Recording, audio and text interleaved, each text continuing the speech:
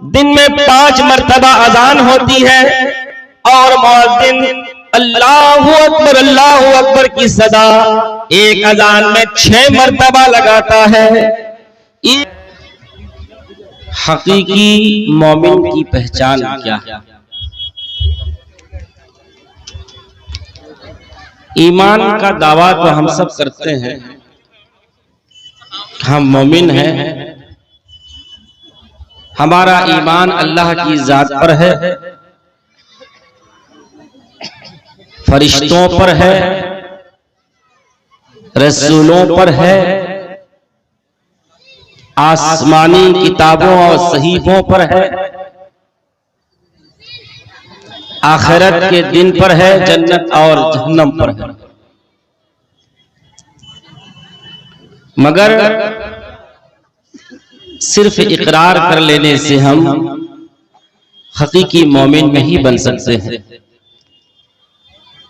बल्कि ईमान के लिए इकरार बिल लिसान का होना भी जरूरी है और दिल से उसकी तस्दीक करना भी जरूरी है। रसूल अकरम सल्लल्लाहु अलैहि वसल्लम के जमाने के मुनाफिक जबान से ईमान का इकरार करते थे लेकिन दिल से उसकी तस्दीक नहीं करते थे, तो अल्लाह ताला ने उन्हें मुनाफिक कहा, मोमिन भी नहीं कहा। और आपका चचा अबू तालिब दिल से तस्दीक करता था, अपने भतीजे पर जो शरीयत नाजिल हुई थी, आप पर जो रिसालत नाजिल हुई थी, उसकी तस्दीक करता था, लेकिन जबान से वो इकरार नहीं करता था, इसलिए वो भी मोमिन न बन सका और कुफ्र की हालत में उसका भी इंतकाल हुआ। मेरे भाई व दोस्तों, अगर हम और आप समाज के अंदर, सोसाइटी के अंदर देखेंगे तो आपको 2 तरह से मोमिन दिखलाई देंगे। एक जो कलमा तैयबा को पढ़ लेने के बाद समझते हैं कि हम मोमिन हैं और हमारे ऊपर कोई जिम्मेदारी नहीं है, ये ज़बानी मोमिन है, सिर्फ और सिर्फ इनके ईमान का ताल्लुक ज़बान तक है। और बहुत सारे हमारे मोमिन वो भाई हैं जो हकीकी मोमिन कहलाते हैं, जिन्होंने कलमाए तैयबा को जबान से पढ़ा, इकरार किया, उसको एक्सेप्ट किया और उसके बाद उसकी तस्दीक किया और कलमाए तैयबा को एक्सेप्ट करने के बाद उसके मुताबिक पूरी जिंदगी गुजार रहे हैं और ईमान के जो अवसाफ होने चाहिए वो अपने अंदर लिए हुए हैं। हकीकी मानों में ये मोमिन। मेरे भाइयों और दोस्तों, अगर कलमाए तैयबा पढ़ लेने के बाद ही हम मोमिन हो जाते तो अल्लाह ताला क्यों फरमाता कि या अय्युहल्लज़ीना आमनू आमिनू बिल्लाहि व रसूलिही, ऐ ईमान वालों तुम ईमान लाओ अल्लाह की जात पर और उसके रसूल पर। किससे कहा जा रहा है? ईमान वालों से कहा जा रहा है, मोमिनों से कहा जा रहा है कि तुम ईमान ले आओ, तुम मोमिन बन जाओ। क्या इसका मतलब हुआ? इसका मतलब ये हुआ कि जिस तरीके का, जिस कैटेगरी का ईमान होना चाहिए तुम्हारे अंदर वो ईमान नहीं है। तुम ज़बानी तौर पर मोमिन हो लेकिन ईमान के असरात जो तुम्हारे कुलूब व अज़हान के अंदर होने चाहिए थे वो नहीं है। इसलिए अल्लाह ने कहा कि तुम मोमिन बनो, ऐ ईमान वालों तुम मोमिन बनो। आप एक मिसाल से समझिए कि एक ड्राइवर गाड़ी चला रहा है, वो पी करके रखा है और गाड़ी कभी वो दाएं बाएं घुमा रहा है, कभी पिकअप से चला रहा है, कभी धीरे कर रहा है। आप बैठे हुए हैं उसी गाड़ी में, तो आप कहते हैं कि ड्राइवर साहब आप गाड़ी चलाइए। फिर वो ड्राइवर गाड़ी आगे बढ़ा रहा है, कुछ दूर जाने के बाद फिर आप कहते हैं कि ड्राइवर साहब आप गाड़ी चलाइए। ड्राइवर पी के रखा है, वो कहता है भाई साहब आप क्या कर रहे हैं? मैं तो गाड़ी चला रहा हूं, कौन सा मैं ट्रेन और प्लेन चला रहा हूं? कहा नहीं ड्राइवर साहब, गाड़ी को जरा सा संजीदगी वकार के साथ चलाइए, जरा सा आप इत्मीनान से चलाइए, जिस तरीके से गाड़ी चलाना चाहिए आप उस तरीके से चलाइए। मेरे भाइयों और दोस्तों, यही अल्लाह तबारक व तआला फरमा रहा है, क्या ईमान वालों तुम ईमान लाओ जिस तरीके से तुम्हें ईमान लाना चाहिए अल्लाह की जात पर, उसके रसूल पर और उनकी तमाम किताबों पर जो उसने दुनिया के अंदर नाजिल फरमाया है। इसी चीज को अल्लाह तबारक व तआला ने फरमाया, या अय्युहल्लज़ीना आमनू बिल्लाहि व रसूलिही, ऐ ईमान वालो ईमान लाओ अल्लाह की जात पर और उसके रसूल पर। तो पता ये चला मेरे भाइयों और दोस्तों, हम जब तक ईमान को अपने दिल के अंदर जज्ब नहीं करेंगे और ईमान के रंग में हम रंग नहीं जाएंगे, यानी ईमान ले आने के बाद ईमान हमारा कान बन जाए, अब हम कान से कोई गलत चीज नहीं सुन सकते। ईमान हमारी आंख बन जाए कि ईमान लाने के बाद हमारी आंख जो है गलत चीज को न देखे। ईमान लाने के बाद हमारी अकल भी ईमान के रंग में रंग जाए कि हम जो सोचे, जो तसव्वुर करें, जो ख्याल अपने दिमाग के अंदर लाए, अपने दिल के अंदर लाए, उसके अंदर ईमान की झलक हो, गलत चीजों के ख्यालात हमारे अपने दिल के अंदर हम ना लाए।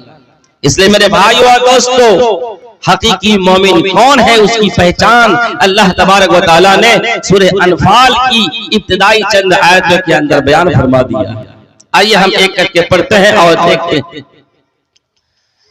अल्लाह तबारक व तआला कुरान हकीम के अंदर इरशाद फरमाता है, इन्नमल मुमिनून अल्लज़ीना इज़ा ज़ुकिरल्लाहु वजिलत कुलूबुहुम, मोमिन वो हैं जब उनके सामने अल्लाह का जिक्र किया जाए, अल्लाह का नाम आ जाए, वजिलत कुलूबुहुम, तो उनके दिल दहल जाते हैं, उनके दिल कांप जाते हैं। अल्लाह रब्बुल आलमीन हकीकी मोमिन की पहली पहचान बतला रहा है कि जब अल्लाह का जिक्र उसके कानों में आए और अल्लाह का नाम जब उसके कान के अंदर आए तो उसके अंदर कब कभी तारी हो जाए, उसके दिल के अंदर अल्लाह का खौफ और हैबत तारी हो जाए। मेरे भाइयों और दोस्तों, आप एक अजान में 6-6 मरतबा अल्लाहू अकबर की आवाज और उसकी सदा हमारे कानों में टकराती है।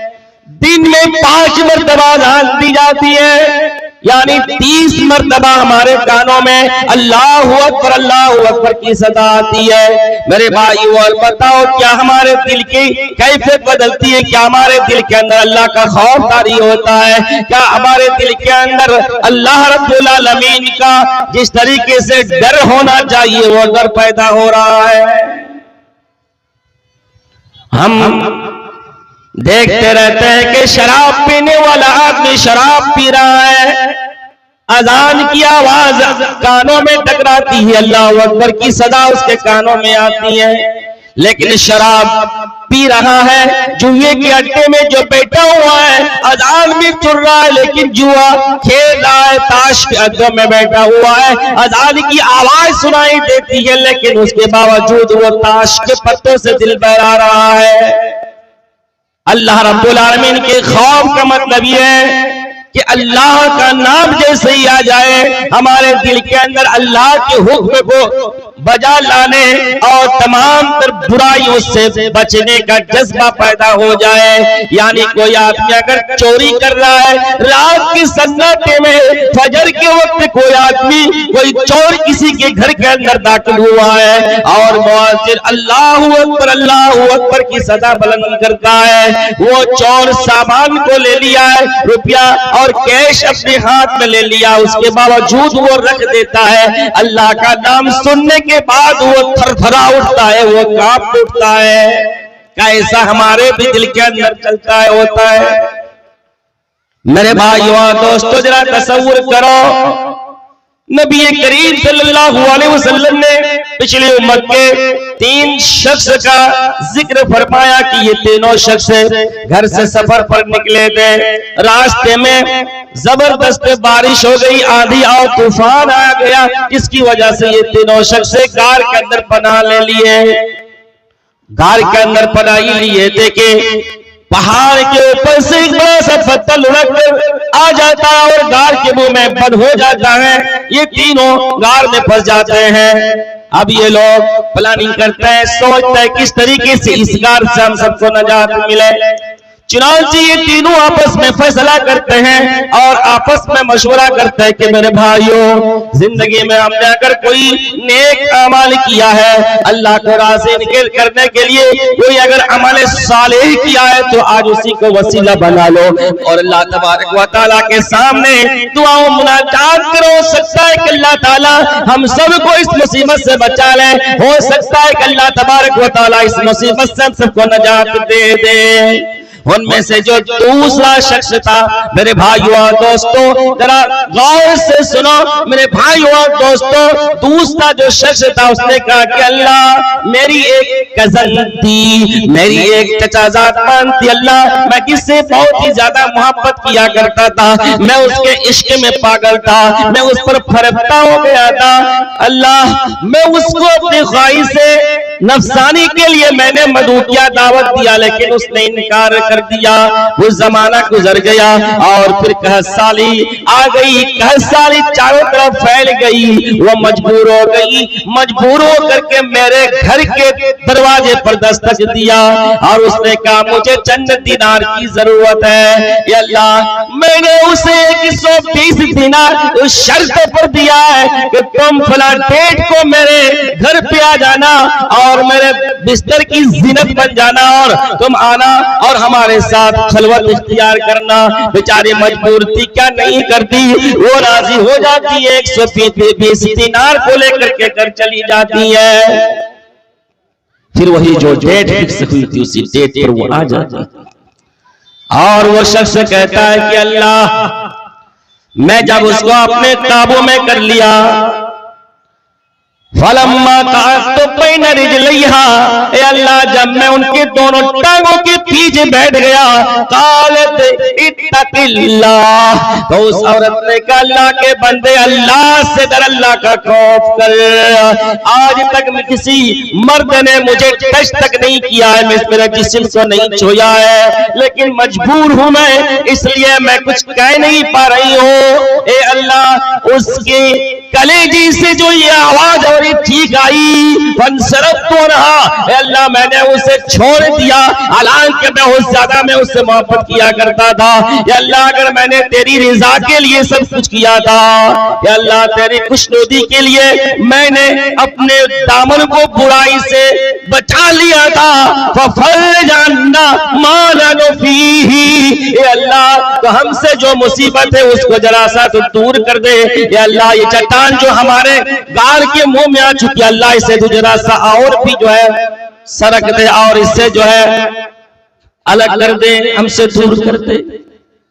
मेरे भाइयों और दोस्तों, उसके अंदर ईमान था, उसके अंदर ईमान का जज्बा था, वो हकीकी मोमिन था। हम और आपके अंदर क्या वो जज्बा है कि हम बुराई के करीब होकर के हम बुराई करने की ताकत और क्षमता है, उसके बावजूद हम अपने आप को बुराई से बचा ले?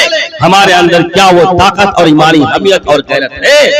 मेरे भाइयों और दोस्तों, तो अल्लाह ताला ने ये पहली सिफत बयान की और दूसरी सिफत अल्लाह ताला ने बयान किया है, वइज़ा तुलियत अलैहिम आयातुहु ज़ादतहुम ईमाना, कि जब अल्लाह की आयतों को पढ़ पढ़ के सुनाया जाता है तो वो आयतें उनके ईमान को ज्यादा कर देती है, ईमान में इजाफा कर देती है। ये दूसरी सिफत है। तीसरी सिफत ये है अल्लज़ीना युकीमुनस्सलाह व मिम्मा रज़क़नाहुम युनफ़िक़ून।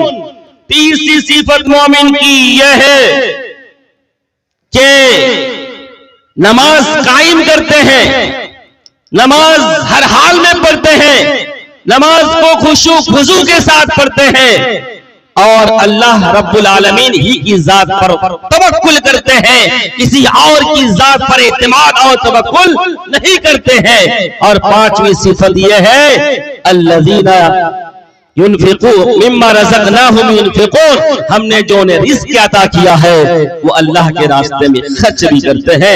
अल्लाह तबारक व तआला इन 5 सिफात की हामिल को खुद ही अर्श के ऊपर से सर्टिफिकेट देता है और कहता है उलाइका हुमुल मोमिनून हक्का, कि हकीकी मानों में यही लोग मोमिन हैं। हम लाख दावा करें, दावा करने से कुछ नहीं होता है। अगर हमारे अंदर ये 5 औसाफ नहीं है तो हम हकीकी मानों में मोमिन भी नहीं है।